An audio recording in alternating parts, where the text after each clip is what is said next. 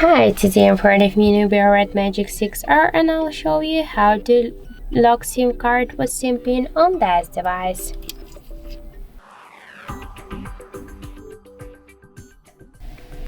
So first let's open the settings application and then scroll down to the security section.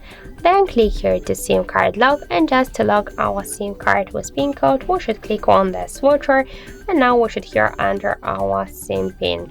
For example, in my case that will be from 1 to 4.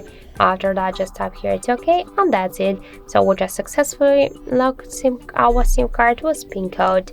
So that's it. Thank you for watching, and if you find this video helpful, don't forget to leave a like, comment and to subscribe our channel.